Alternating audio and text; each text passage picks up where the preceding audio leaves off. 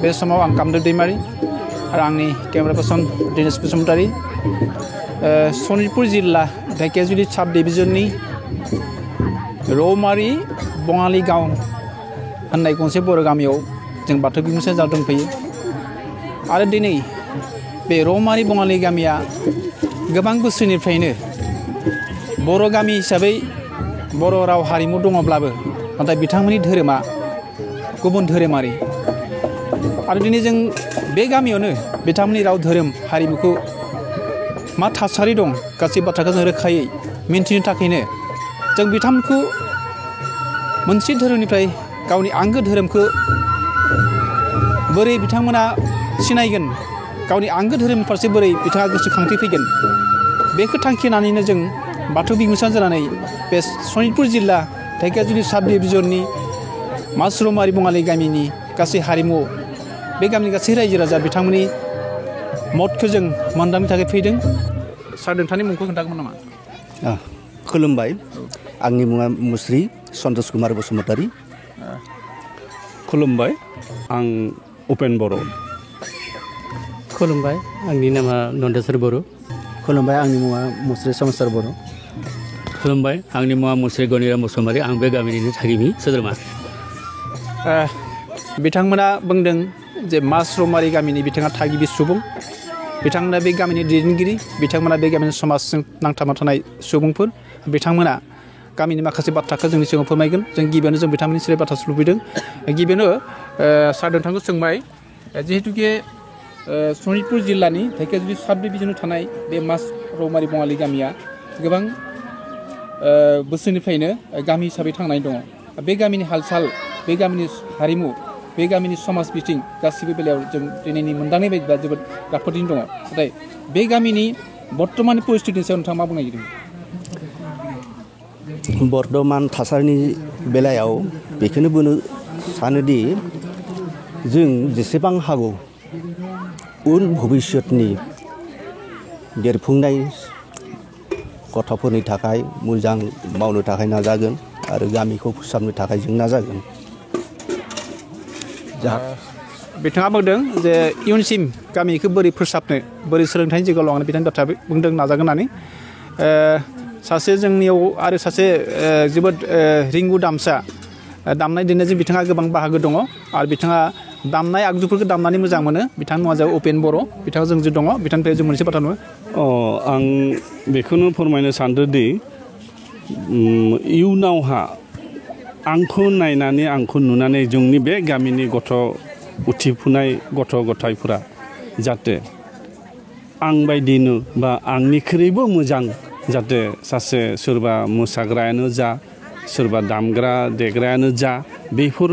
कला सांस्कृतिकनि दिखाव जाहाथे मोजाङै आगबारहैलांनो हायो बेखौनो आसा खालामो दिनै नोंथांनि बे गामियावहाय बाथौ बिबुंसारनि गेजेरजों मोनसे हाबाफारि लानाय जादों नोंथाङा बे हाबाफारिखौ बोरै मोनदांदों आं बे बाथौ बिबुंसार चेनेला फैनानै दिनै जिथुनिखि मोजां खामानि मावलाङो बेखौ आं जोबोद मोजां मोनदों आरो बेदिनो उनाव जुदि माबा मोनसेनि थाखाय फैयोबा जोबोद मोजां मोनगोन आरो बेनि थाखाय दा जोंनि माने उन्दै उन्दै गथ'साफोरखौ किसुमान उत्साह माने आगबारायलांदो बेखाय बिराद मोजां मोनदों आरो आं बेखौनो नागिरो गथ'फोरनि सोलोंनायफोरखौ गथ'फोरनि लेखाफोरखौ जाहाथे गोजौआव थांनो हायो आरो जाय जाय गथ' गथायफोरा न'आव जबाय थायो बिसोरखौ आं न' थांनानै बिसोरखौ फरायसालियाव फैनो थाखाय आं बहुद माबा होयो आह्वान खालामो जाहाथे गथ'फोरा बै सासेबो गामियाव लेखाफोरा रोङै थानो नाङाथो बेखौनो आं सानफ्रोमबो गथ'फोरनि न'खर थांनानै बयखौबो फरायसालियाव फैनो खावलायहरो नोंथाङा दिनैनि हाबाफारिनि गेजेरजों मा फोरमायनो सानदों दिनैथ' आं दिनै खोब सुखु मोनदों माबा रंजादों माबा खालामदों आं बिराद खुसि जादों आरो नोंथाङा दिनै बेयाव फैनानै नुजाफैदो बेखायनो आं बिराद माबा कन्टेस्ट जादों आरो बर' जातिखौ मुलुगनां बा बिश्व दरबाराव फोथांनो आवगायनो लागै बर' हारिया गोबां नाजाबोगासिनो दङ बे बर' हारिखौ बिश्व दरबाराव फोथांना लाखिनायजों लोगोसे हारिमुखौ फोथांना लाखिनो थाखायबा नोंथाङा मा सानदों बिश्व दरबारावहा गसंहैनो थाखायबा जोङो शिक्षा दीक्षा कला कृष्टि संस्कृति जोंहा गाननाय जोमनाय धोरोम गासैबो जोंहा थानांगोन आरो गासैबो बेफोरखौ नाजानानै लानानैसो जों आवगायलांनो नांगोन होमब्लासो आसाम हादराव जे मोनसे बर' जाति हिसाबै जे मोनसे जाति दङ बेखौ बयबो मिथिजोबगोन आं बेनिखायनो बे खौसे जानानै जों बे माबायावहा बे जिथुनिखि जोंनि बर'नि जिथु आसार नियम निति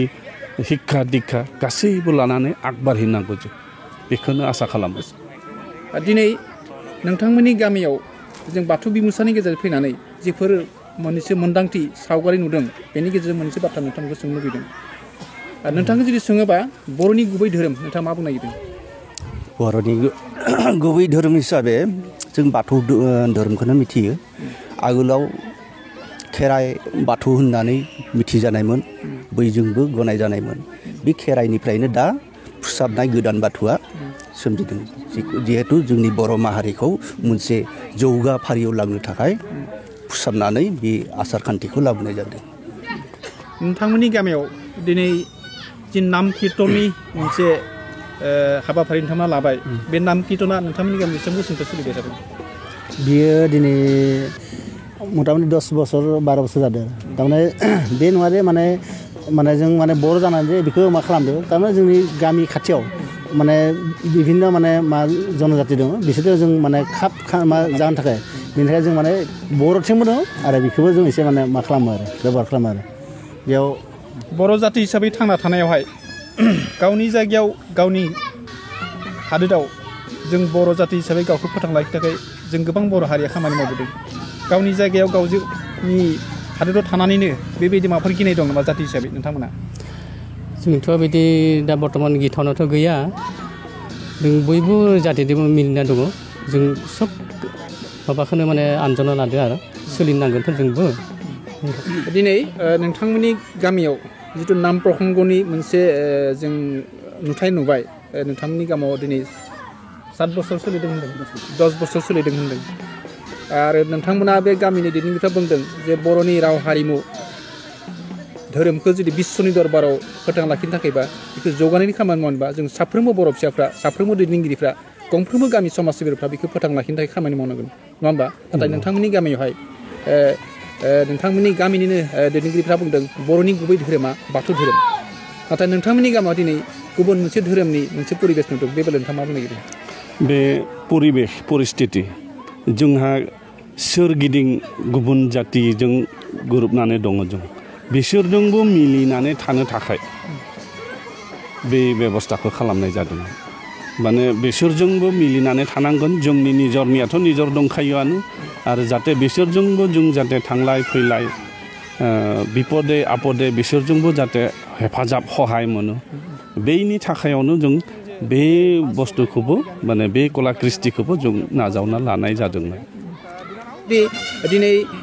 धोरोमखौ आनजायबाय गाबोन नोंथांमोननि रावा गोमालांगोन सबनिया नोंथांमोननि हारिमुवा गोमालांगोन बेबायदिनो गावनि हारिमुनि खौसेथिया जुदि गोमालाङोब्ला नोंथांमोननि बे कला कृष्टिनि गेजेरजों जुदि कला कृष्टिखौ जों बयबो सुबुंनो नांगौ अब्लाबो जुदि गावनि राव धोरोम हारिमुखौ जुदि फोथांना लाखिनो थाखाय नोंथांमोनाबो जुदि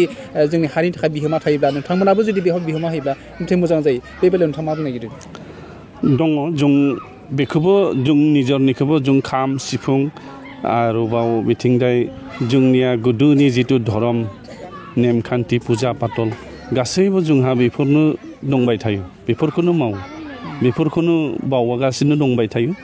आरो दा लोगोसे बे जाबाय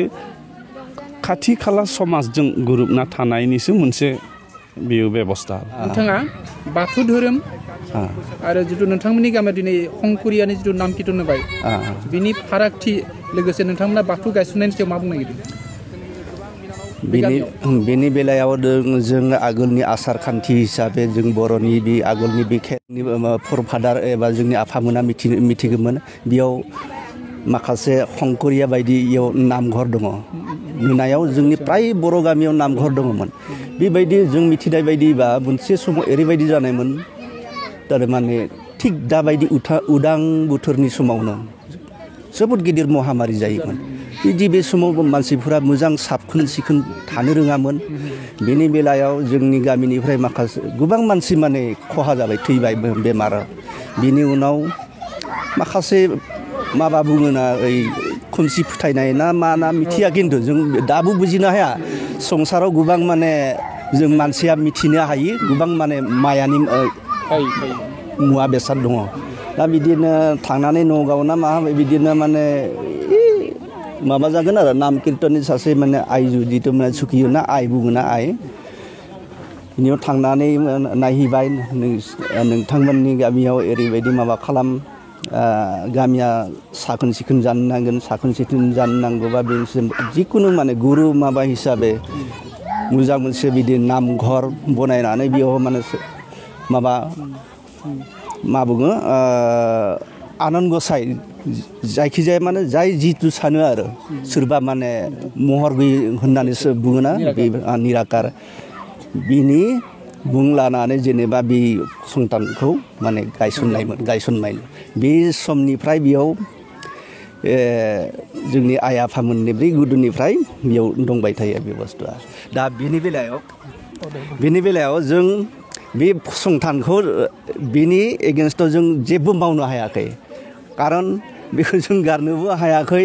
आरो गोदान माबा फोसाबनोबो हायाखै सार गावनि धोरोम आरो मालायनि धोरोम मा बुंनो नागिरदों आंहाथ' दा बर्तमान धोरोम लाथावनाय जायाखै आं बयनिबो धोरोमखौ खोब नोजोर होबाय थादों जे एज ए टिचार फोरोंगिरि हिसाबै माने आं बेखौ सानो जाय धोरोमनि गेजेरजों जाय निति खान्थिनि गेजेरजों बे धोरोम होननाय बुस्थुआ जाहाथे सोद्रोमाफोरखौ मानसिफोरखौ जाहाथे एकता लाबोनो हायो आरो बयबो नांलाय खमलायनि गेजेरजों जाहाथे थानो हाया जाथों बेबायदि जुदि जायोब्ला बे धोरोमाव बेबायदि निति नियम दयोब्ला आरो दानसेयाव खेबसे खेबनैसो मिटिं जायोब्ला गामि एबा बेफोर नामघरफोराव अब्लानिया बेफोर गाज्रि आखल आखुफोरखौ माने बोखारनायाव बहुद मदद होगौमोन जाहाथे बे धर्मा जिनो जायाथों खिन्थु बे बुस्थुआ थाब्ला मानिया मोनसे संस्कार मोनसे जागोन होननानै आं सानो दा सिगाङावनो जों एबा आं बेखौनो सानो सोलोंथाइखौ सिगां लाग्रोबाय गथ' गथायफोरा सोलोंथाइ लाग्रोयोब्ला बिसोरखौ फंसे बुंब्लानो बुजिजोबलांगोन जे धोरोम होनाय बुस्थुआ मा आरो बे धोरोमनि गेजेरजों जोंहा गावनि जिउआ संस्कार जागोन ना जाया बेखौ गावआ हृदयंगम खालामगोन आरो खालामनायनि उनावहाय बयखौ बुजायना होनो हागोन जे बे बुस्थुआ मोजांथार गतिके नोंसोरो बेबायदि लाइनाव थांब्ला मानिया भबिष्यत नोंसोरहा मोनसे डेभेलप जागोन गामियानो जागोन हादरानो जागोन हादरनि लोगोआव हादर माहाबो जागोन बेनिखायनो नोंसोरो सोलोंथाइखौ बावनो नाङा आरो सोलोंथाइनि लोगोसे बे मोनसे धोरोम होनाय बुस्थु मोनसे फैबाय थादों एबा जों लानो नांगोन बे धोरोमखौ लाब्ला मानिया जोंहा गावनि माने एकताफोरखौ गोरोबलायनानै फिसिबाय थानो हागोन दुलाराय बाथौ गौथुम स्टेट हलिडे मोनदों दुलाराय बाथौ गौथुमा आरो बे स्टेट हलिडेनि साना जाबाय मंगलबार नैथि सान गोथार बाथौ सान हिसाबै फालिनाय जायो बे दुलाराय बाथौनियाव नोंथांमोना माबोरै सानदों बेथ' बहुत गिदिर खोथा मानोना जोंनि बर' हारिया जे बेखौ मोनसे जे माने सानसे हलिडे मोनदों बेखौ माने गासै माने बर' हारिया माने साननो गोनां बाथ्रा आरो बेखौ साननो गोनां बाथ्रा माने दा जों जेरैबायदि गोग्लैना दङ न दा जोंनि बेयाव दा हंकरिया बा माबा मोनसे जाबाय थादों बेफोरखौ सानखो मोनाखै दा जोंनि बर'आ जे बेखौ मोनदों बिदिबाथ' जों माने जिथु धोरोम न दा बाथौ माने बेखौ जों लानाया मोजांसिन खारन बेखिनि बे जिथुनाखि सानसे हलिडेखौ मोननायाथ' बे मा सस नङा बेनि थाखाय आं सानो आरो बे माने जोंनि बर'नि थाखाय बहुत गिदिर माने सान नोंथांखौ जोंनि फंबाय बिनानावमोना जुदि सोङोब्ला जोंनि आंगो धोरोमा मा नोंथाङा मा बुंनो नागिरदों जोंनि आंगो धोरोमा माथेथ' जों एक्सुवेलि बुंनो थांबा माने बर' मानसि होननानै परिचय होनो थांबाबो सोङो प्राय मानसियानो सोङो आरो नोंथांमोना आगोलनि माबा धर्म दङ ना बिदिहाय सोङो बाथौ ना फुल बाथौ ना आगोलनि आं बुङो आरो होमबानिया जोंथ' आगोलनिखौनो लाबाय हादों दा फुल बाथ' जों ओंखारबोनो हायाखै माहाय गिथाव गोथाव जानाय दङ धर मोनसे सन्देह दङ जोंहा माबाफोर खुथिफोर जागोन नामा होननानै दा ओरैनो फुजाग्राफ्रा फैयो गानै गाथामसो बेयाव फैदो खिन्थु जों मदद होनो हायाखै आरो बिहामजो गुबुन हारिनि बिहामजो बे गुबुन हारिनि बिहामजोआ दिनै सनितपुर जिल्ला धेकियाजुलि साब डिभिजननि मासरमारि बङालि गामियाव बिहामजो जानानै दङ बिथाङा सासे गोजौ थाखोनि सोलोंथाइ गोनां बिहामजो आरो बिथाङा आथिखालाव नार्सनि सासे स्पेसियलिस्ट फोरोंगिरि बिथाङा जोंजों दङ बिथाङा सासे बर' सेंग्राजों बिहामजो जानानै दङ बिथां माइनावखौ जों मोनसे बाथ्रा लादों आरो बिथांनि सिनायथिखौ जों लुबैबाय বাইদেউ আপোনাৰ চিনাকিটো ক'ব মোৰ নাম সংগীতা ডেকা হয়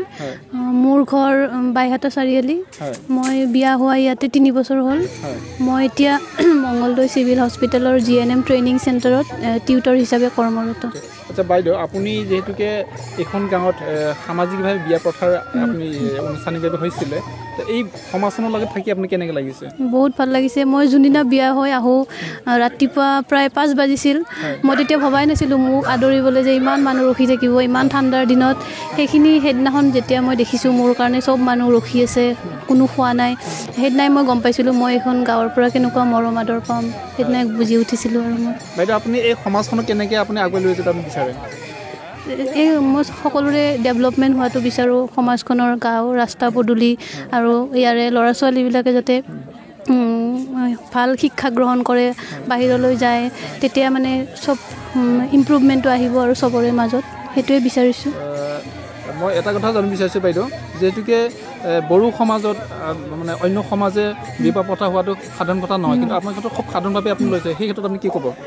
মই আগৰ পৰা বাহিৰতে পঢ়িছোঁ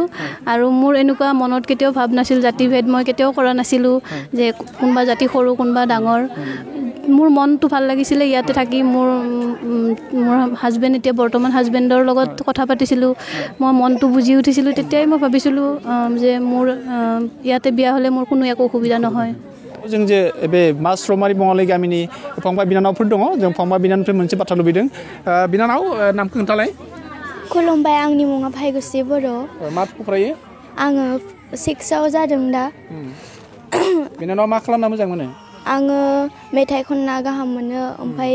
फरायनाबो गाहाम मोनो मोसानाबो गाहाम मोनो ओमफ्राय उनावहाय मा जानो सानदों उनावहाय